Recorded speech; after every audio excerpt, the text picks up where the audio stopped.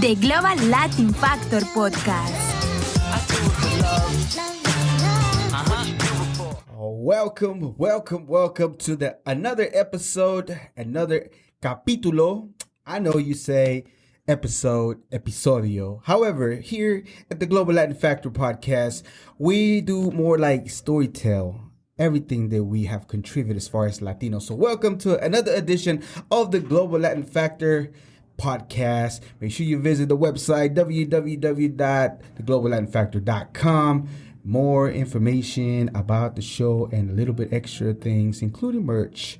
So before we get to our first Latino factor of the day, we just want to talk, because we like to give you a little bit of something, a little bit of something that you can, a little bit of knowledge, a little bit of things we done and dealt with our lives, and just to help you out and make a better decision. Not only introducing this great Latin factor characters, we have food and music.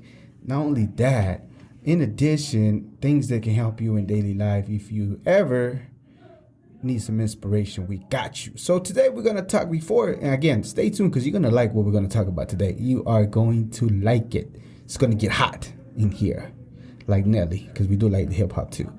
We're going to be talking about taking responsibility for one's actions, right? So I don't know if you ever had an instance where you felt like, you got yourself in a little pickle. You got yourself in a pickle. You got yourself in like a situation. And at the same time, you're like, how come so-and-so didn't help me or whatever? Well, that's part of taking responsibility. I got myself into a couple pickles a couple of times. And a lot of the times when you're younger, you want to like, how come so-and-so wasn't there, this and that or whatever. But at the end of the day, it really falls on you. It really falls on oneself. And don't get me wrong, it took me a minute after years of work and things like that to realize, it wasn't their responsibility. Yeah, they could have been there, helped me or did whatever. But at the end of the day, I'm so responsible for everything, I'm not putting anything on nobody else's plate or, it's not their responsibility to deal with my life. So I have to be the one that owns it, So, and it takes a lot of courage. And once you do so and realize there's nobody to blame but oneself, not to feel pity or put oneself down, but at the same time, when you do that, then you open up yourself to grow and do a whole lot different things better than just to point fingers and say, how come you this, how come you that? No, right here. And I'm pointing at myself. That's the sole responsible person. And once you do that, I guarantee you it's going to take you into another level as far as like just growing overall and becoming a better person for yourself. Because again, I did it myself for years. I was younger, trying to put it on somebody else and this and that. How come this and that? But no. After a while, I had to look myself in the mirror and say, no, homie, it was you. You put yourself through this. You did that. So, get right. And that's what I did. And it grew. I grew. And it's took me a little while. But if you can listen to the knowledge now and know from experience somebody that had to deal with it, then now you can take that, open your ears, and all of a sudden now you're in a better place and in a better position. And maybe you were even younger than I was when I realized this. You know what I mean? So I know you know what I mean. Now we're getting to our Global Latin Factor. Again, the Global Latin Factor, if they're going to put us in a category and they're going to call us Latinos, and even though we got everything under the sun as far as colors, we got brown, we got light skin, we got green eyes, we got curly hair, everything, Afro-Latinos and all that, fine. Then we're going to put it in your face and going to tell you all the things that we have contributed to the world that you must have forgot. You must have forgot what we contributed as far as our culture and where we come from. All the Latino culture, things that we contributed to the world, including this very important. Okay, so maybe you didn't know this, right? But we're going to be talking today about chili peppers. And chili peppers are actually a fruit. Did you know that they were a fruit, Carlos? You're not, right? I know you're not. They're in the family of the tomato, cherries, and eggplants. You know, tomatoes still a fruit. Can't deny it, whether the Supreme Court says or not. All right, chili peppers, also known as chiles, chili, from the Nahuatl word chili. It's been around for about 7,000 years and is self-pollinated, meaning it doesn't need anything to pollinate. However, birds do help distribute the seeds, even though it is not needed. They can do it themselves. And did you know that birds, they don't if they eat through the plant, they don't get the hot that we get. They don't. So they can just roam around, take the seeds, eat it, distribute it in their gut. But they don't need it because they are self-pollinated. And there's different thousands and thousands and thousands of chili peppers, you know.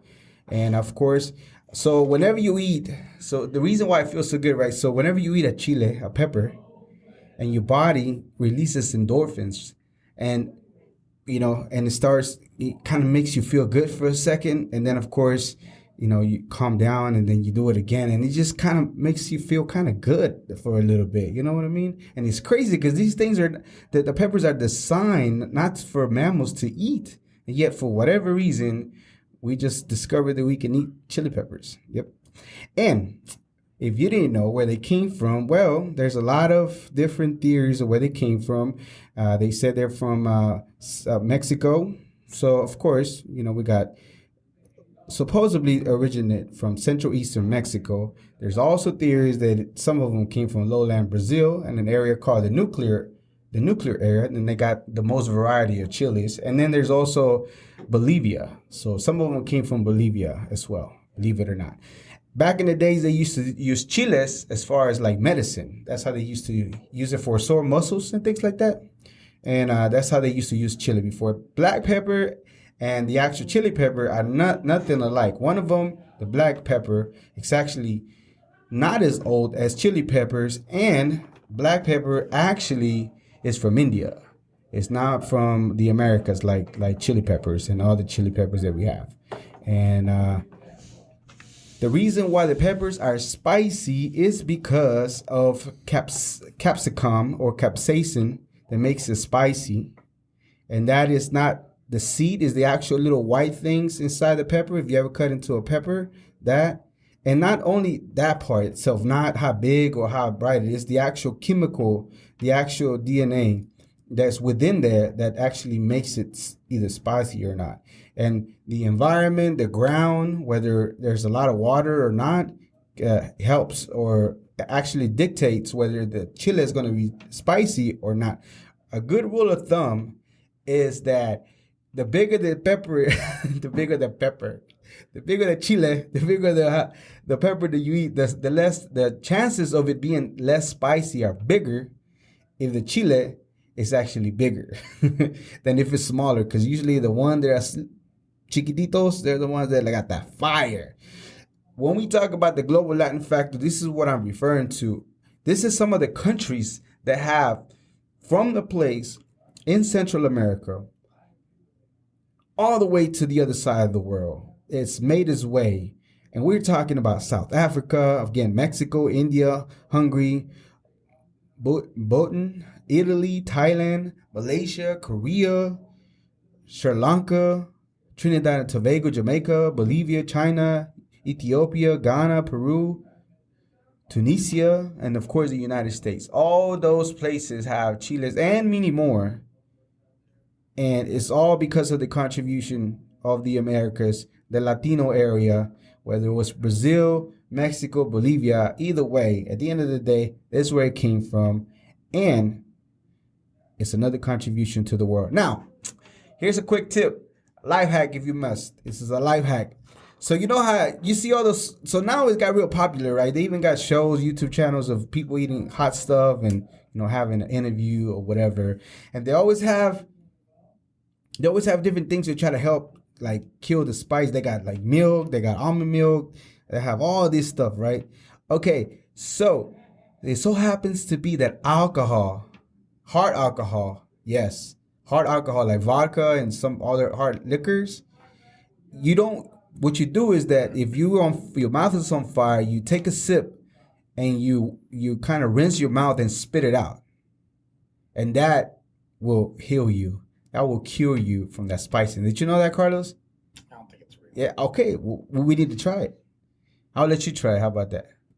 But you're not even have to drink the vodka. You don't have to drink the vodka or whatever. That's the key, actually, is to rinse your mouth off and spit it out. And it's scientifically proven. I'm just saying. Makes sense because there's alcohol. It is alcohol, and that's the reason why it would work. It would work. So some scientists believe that people that eat peppers are healthier than people that don't eat peppers. However, you can't overdo it because there is also studies that if you eat too much peppers, then you'll start having mental decline. Did you know that? That explains a lot. Okay, so again, everything's balanced. Like everything's about balance, right? You can't have too much of it. Like even water, you can't drink too much water because you'll die. You can't not drink enough water because you'll die. If you keep it just balanced, right? Not too much pepper, but if you like some mild, then of course help yourself to some peppers, and then again. It's great. There's even so I heard a theory that said that the peppers are spicy, actually addictive. Do you feel, Carlos, that it'll be addictive? I don't think so. Okay, so once you bite into a pepper and you feel the experience of that pepper, the first time you ever bit into it, then your body remembers that for the rest of your life. It's kind of like if, let's say you did a drug or whatever, and you're always looking for the same kind of high. I say I never done hard drugs, but I'm just saying, imagine that's what they said that happens to you, right? So that's what, again, it's you can kind of see the argument of like what it would be like a addictive, or you will remember, not necessarily you're addicted, but the memories, the experience, all that stuff, your brain retains to when it happened, and you will always remember that, even in the back of your mind. If you don't remember right now, you will. All right, remember chili peppers. Life hack: if your mouth is on fire, some hard liquor, some vodka or something like that, preferably vodka. Rinse your mouth out, spit it out. You don't have to worry about it anymore. So before we get to it, again, remember we always want to make sure that you're empowered, you're encouraged, and if nobody's ever told you can do something, I'm telling you right now, you can. If you have a pulse, you have an opportunity to do something for yourself, don't give up on it. And one thing, before we get to this next great Latina that contribute, we're going to go ahead and tell you first. Okay, so there's something that you have to stay committed, and that's the commitment to a goal, right? So every single episode that you heard of somebody that did something great, that were committed to that, whether it was to be committed to go into space as the first Latina, Ellen Ochoa, to, staying committed to being everything that we've done, being committed to, even though your mom didn't get you your Nintendo and got you a computer, and you stay committed to working on it, to create, capture and recapture and become, something great and something that you deal with every day. They stay committed to what they were doing, the task at hand. You know what I mean? So there's a lot to say when you have to be committed to the goal that you design. Once you have yourself something that you want to do, and you have the goal or whatever you want to put, then you just got to stay committed to it. And again, consistency is key. Some days you might have off and might not feel like it. Do a little bit, even the minimal. Sometimes if I go to the gym, I don't feel it, I still go. Maybe it's just minimal that I do, but at the end of the day, I still show up. And a lot of the times you just got to show up. So stay committed to your goal. Once you decide, just keep working at it, and eventually something will give. And then a lot of the times things are just, you always want to seem like they're just from here to there, right, in a straight line. But it's never like that. It's always a turn here, a turn there, a zigzag here, a zigzag there. Then sometimes go back a couple steps and right back at it. But the thing is that if you have a pulse, if you have life, you have breath in your lungs, and you stay committed, something will give, something big. And again, if nobody told you that they believe in you, I don't know you from the man in the moon, like they used to say. However, I believe that all the potential that you have as a person, as a human being, that you can go ahead and contribute if you put your mind and commit to the goal that you want to put, whatever it is, and I guarantee something will give. All right, so we're gonna go and move on to our next Latino, our global contributor to this world. Mostly this one's in the arts, and it's mostly, well, actually she did travel the world.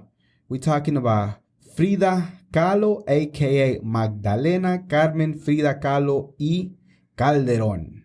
That's her full name. She was born in July 6, 1907 and died in July 13, 1954. She was 47 years old when she died. She's a painter, and you've seen a lot probably of her portraits. You've probably seen the movie before.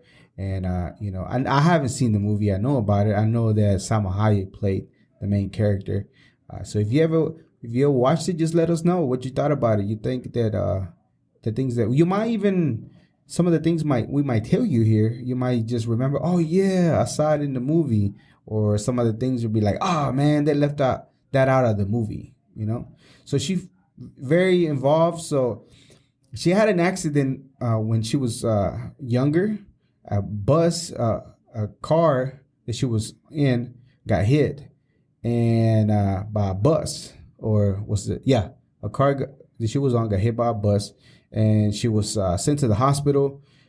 She had to ever since that happened, she had to deal with actually even younger. When she was younger, she had some polio, and that left her a little bit compromised. And then later on, when she was older, she had an accident, and that left her hurt as well. So a lot of the time she dealt with a lot of health issues. However, she never gave up on the things that she liked, because once she got in the accident and she was bedridden for some time, her dad got her some art supplies, and she started painting. And one of the first things she painted was the bus itself. So a lot of the things in the arts that she did was pieces of art of the things that were going on with her life. And people tend to like that. A lot of self-portraits and things like that, people tend to gravitate towards it for whatever reason. And she always fought for Mexican. She's Mexican. And she always fought for classes, as far as she can tell, that there was inequality and, classes in Mexico and Mexican society. She was always involved in that, including politics. Her father was German, and her mom was what they call it mestiza, right? So a mestizo is pretty much like a mixture of a European mixed with a native of Mexico. And that's what they call it, mestizos, right?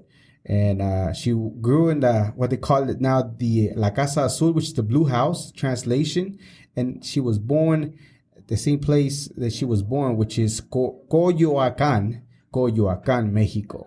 So the house is actually blue, and it's now a museum where you can go and check it out at Coyoacán, and you can see all the great art in history that she did. And she wanted to be a doctor. However, again, that didn't work out for her, and she moved on to different things. She was very active as far as politics, joining the Mexican Communist Party, Communist Party, back in 1927. And that's where she met her husband that she later married. Well, actually, she didn't meet him. She had seen him previously before when she was way younger, 22 years younger. And later on, they met down the line, Diego Rivera, and they married shortly after. And, they were a great... So I see all these memes about toxic and things like that, and I'm not for it. I mean, to each their own. I just don't see how y'all enjoy it. It's just like having conflict and just being I don't know. It's just weird to me. Anyways, but y'all can't top this dude's off. So originally they got married, and then they got divorced. But Diego Rivera actually cheated on Frida with her own sister, Cristina. Yeah, he did. And Frida, there's the little stories. I don't know how accurate they are, but supposedly she was lesbian. She was into ladies. Chavela, one of the ladies that apparently she had a little history with, and or the artists in here in the United States. And we talking about way back in the days, talking about 1938, when she has an exhibition here, 1939, here in the United States. In the 1940s, a Mexicana, FRIDA, already had exhibitions going here in the United States. Back in the days. That's a long time, we still going through the struggles right now. And then she had exhibitions going on even back then. She was a teacher, so she did taught at Escuela Nacional de Pintura, Escuela y Grabado, aka La Esmeralda. And she was also a founding member of Seminario de Cultura Mexicana. And again, her health was... So the exhibition that she did in the United States, she was actually on a... What are those hospital beds? Gurney. One of those. She was on one of those. She had to be rolled into the exhibition so she could be there because she didn't want to miss it. So even though she was sick, very sick, in fact, to the point that they had to amputate one of her legs at one time, she made it all the way to the exhibition because she didn't want to miss it. And she was there. And of course, again, she was very young when she left this, 47 years old. But before that, she gave her contribution to the world. And that's why a lot of women, I feel like, are like, man, this woman was a fighter. She went through a lot of things, health issues, and she never gave up to the point where she had to be rolled. She had to be rolled into her exhibition, but she was not going to miss it because she was committed to being there. And she did. That's crazy to me. That's just like out of this world. Like, what? Are you serious? I'm telling you, these are not episodes. These are more like capítulos. Because we're telling you all these stories about these Latinos, about this food and these music songs that are just like a beautiful episode, a novela, the biggest novela ever. We're gonna do right here at the Global Latin Factor. Make sure you check out the website newly. I can't stress it enough. thegloballatinfactor.com, and leave us a comment. Send us an email. All the social medias are there, so you can go ahead and take a look at everything we have going on. As I mentioned before, we like to make sure that you get a little bit of knowledge, encouragement, making sure that somebody believes in you. And I told you before, I got you. I believe in you. I don't know you, but I know you got the potential to do whatever. So do it. And real quickly, so let's talk about visualization. Visualization. Why can't I say some words? Some words I feel like it's so smooth, and some words will be like, what did huh? Anyways, to visualize, right? So how important is it in real life? Because a lot of people talk about it. A lot of people say this and that. And this Latino that we're going to be talking about today, you're going to see how it's crazy how that works sometimes that you don't realize. So I can tell you about personal experience, something that happened to me before. So one year, a while back, I should have been more specific, right? But I did say I was going to travel to another place in the world, the other side of the world, for free. And I kept saying that, and I kept seeing it. And long story, make it short, I was at a company just randomly. When I moved to another position at that time. And I went to visit my old manager, and we were talking, and then one of the directors came over and told him if he wanted to go to Manila, the Philippines, because I was working at a call center at that time. So he said he couldn't, but he pointed at me and said, "But Crispin can," and I was like, I would just stay there and smile, and then that, "Can you?" It's like, "Yeah, I can go." I'm like, "Oh, okay, well, we'll get with you," and I thought it was just like. Just a conversation. It's like, whatever, just small talk. I'll go back to my regular position that I had working. All of a sudden, I started getting emails talking about, do you have your passport? Are you able to do this, and that? I'm like, I don't have a passport, but I can get it real quick. And yeah, sure enough, not even a month later, I was on my way to the Philippines. I didn't pay for nothing. The company paid for everything. And I stayed at a hotel in Manila, the Philippines, on the other side of the world, about an 18-hour flight. Plus, once you get to Japan, you have to take another flight. So it was like forever and a day. The other side of the world. I didn't pay for anything. They paid for everything. I went by myself. I stayed at a 4-star hotel called the Sofitel. So if you're from Manila, and if some of the people that I have on social media are over there, that's how I met them. Yeah, I stayed over there and right by the water. And I went to meditate for a second. And when I meditated, I still was trying to get the hang of it. But at the end of the day, I just did the best that I could. And I just, started tears started pouring out my sight. Because I thought about this, right? I seen it. I literally saw this, that I was going to make it happen. And then before you know it, I was already over there. Granted, it was for work. And I should have been more specific that I wanted to travel for fun. But it happened. So I saw this. I literally saw it. I sensed it. I felt it. The water, the air. So I done it before. And I'm saying I'm very consistent. I just know there's something that comes with it. You know what I mean? Because I had an experience. So I know that it's possible to do so. So, don't get discouraged if anybody tells you, or for whatever reason, it's just not working yet. You got to put your whole entire being into it. Believe it. I made it all the way to the other side of the world, believing that it was possible. And I did. Hold up. Sorry. We have to take a small pause. All right. So moving on to our next global Latin factor. And again, to recap, just do the exercise of visualizing if you want to accomplish something. If it doesn't work out immediately, then just keep at it, put more energy, and I'm pretty sure something will come out of it as well. Just you got to trust in the process to do so. All right. And now we're moving on to our next Latino. And this one comes from Costa Rica. He's the Costa Rican American engineer, Franklin R. Chang Díaz. Franklin R. Chang Díaz. Yes, you heard it correctly. So, Mr. Franklin Ramon Chang Díaz was born on April 5th, 1950. The gentleman is still alive. He's Costa Rica. He's a mechanical engineer, physicist, and a NASA astronaut. He's he's also a founder of Ad Astra Rocket Company. I'm going to talk about it here, what they do. And also is a member of Cuban's board of directors. He became a U.S. citizen in 1977. Okay, so his story, his capítulo goes something like this. So the man always had dreams about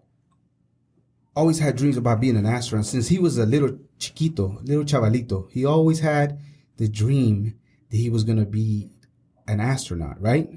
So when he was small, he used to make cardboard with his brothers and sisters or cousins, whatever he had, cardboard boxes. And they used to get inside and they used to picture taking off. They even did a countdown.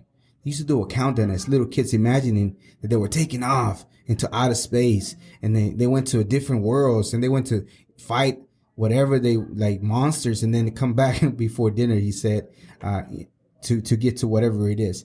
So this gentleman pictured since he was a little kid that he wanted to be an astronaut. So when he was 17, he wrote a letter to NASA and told them, I want to be an astronaut. And crazy enough, NASA responded back to his letter. They underlined a piece of information when the letter said that the NASA program is only for U.S. citizens. So he took it as an invitation, they're telling you what you need to do in order for you to become an astronaut, right? So what did he do? He worked hard and he felt it was an invitation. So what did he do? He took himself to the U.S. with $50 in his pocket without even knowing English. He didn't know English and $50 in his pocket. He took himself to the U.S.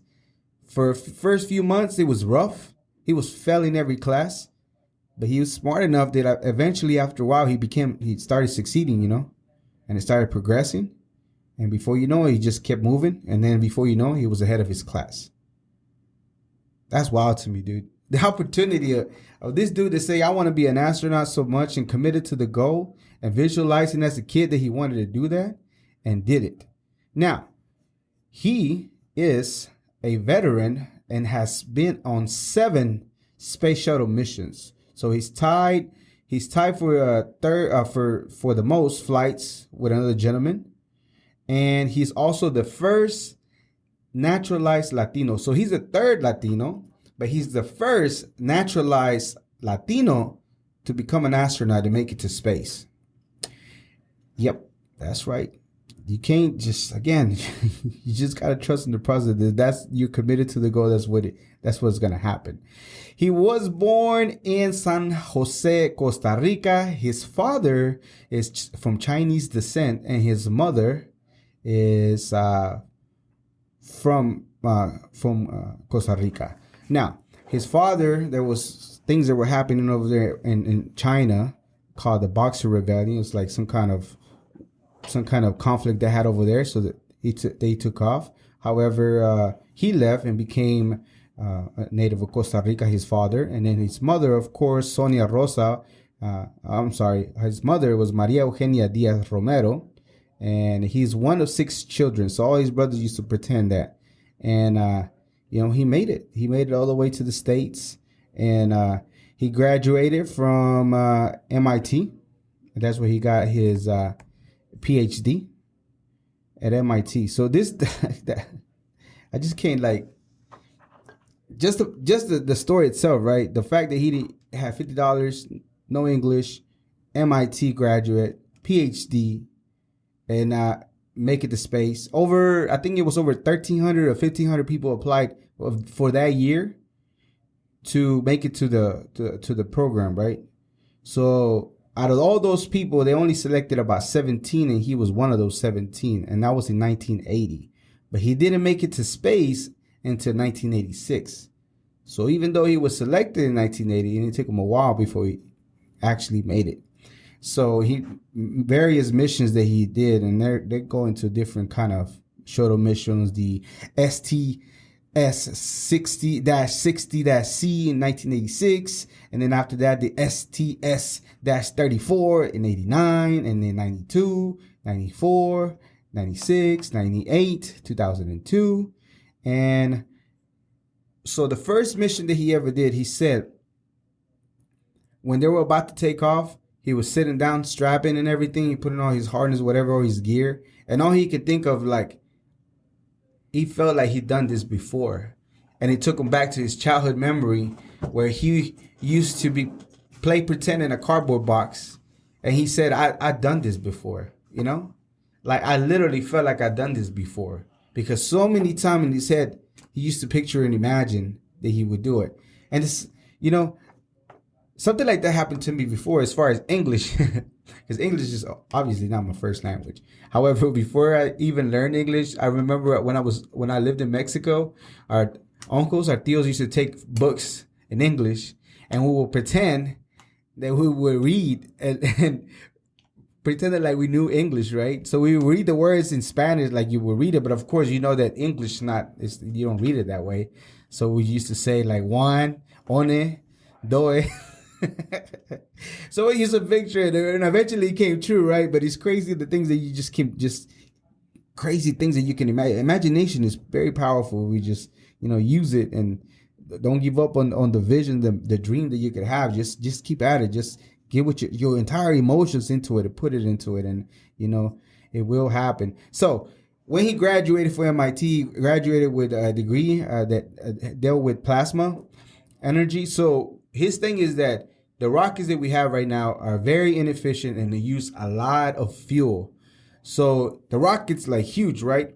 But eventually what makes it to the moon or whatever is like this little piece, but everything else is fuel. And what they're focusing on, his company, which is Astro Rocket Company, is that they're using plasma, which is like heat, like beyond like the sun, right? As hot as the sun, super hot.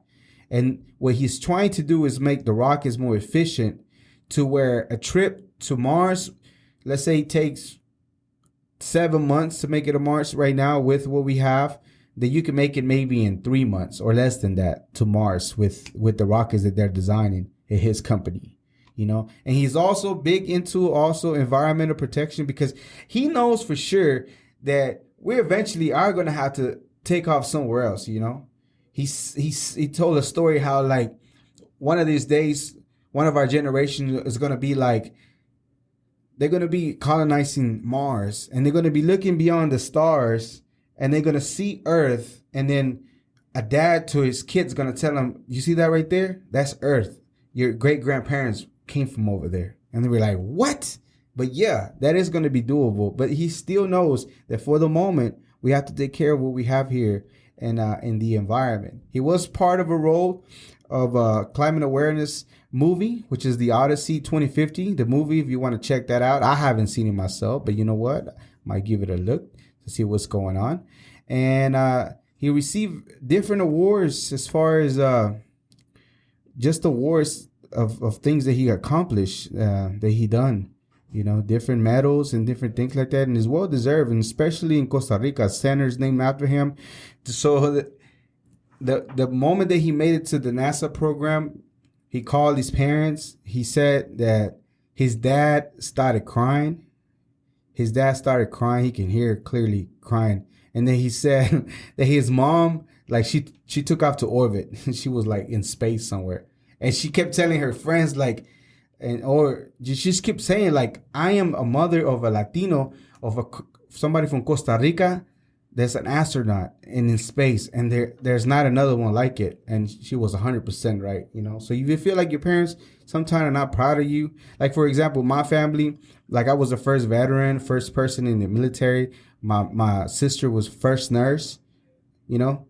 So that's another in the family. My other sister has her own business, entrepreneur. My other brother has a bachelor's degree, you know. So and I'm pretty sure my parents, when they, you know, go to bed or whatever, they talk, they'll be like, wow, because they came from humble beginnings. So I'm talking about my mom went all the way to the 6th grade, and my dad probably about the same. And not just because they wanted to, it's because that's the life that they were given at that time, and that's the options that they had. And you don't realize sometimes maybe you don't feel like your parents might be proud of you, but believe me, I'm pretty sure they are. As long as you keep doing something. And even if you made a mistake, you know, I was having a conversation with Carlos, how good and bad, right? It's just like, it's so easy to just do good and bad. Like, just make it as simple as that. But a lot of the times it's not that.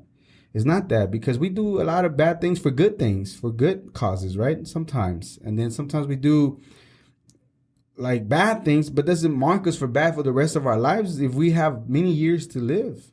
Who are you? Who are we? Who am I to all of a sudden condemn that person for whatever they made mistakes, and all of a sudden that's how we feel that we should label them, you know? So I think we should continue to give each other, if you made a mistake, give yourself a chance and continue to progress and do something big for yourself. You know, you don't know what's gonna take you. If you commit to your goal, if you visualize, just like the ones that we talked about, and then you just can't imagine where can you find yourself in a few years. Just do not give on the process. Have faith on whatever that you are committed to do, and I guarantee you something's going to give. This is another episode of the Global Latin Factor podcast. We appreciate you checking out every single show. More information on the website, thegloballatinfactor.com, and follow us on those social media. If you have any input, if you have any comments, if you have any corrections that you want me to make, I'd be more than happy to acknowledge and make another additional show to correct anything that I don't mind it or whatsoever. And remember, again, we're just like you. We're just people, human beings, just trying to make it in this world. We are making it in this world.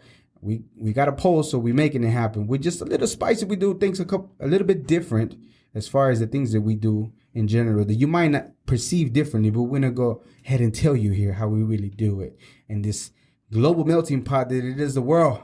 Until next time we see you, this is, again, remember, the Global Latin Factor podcast.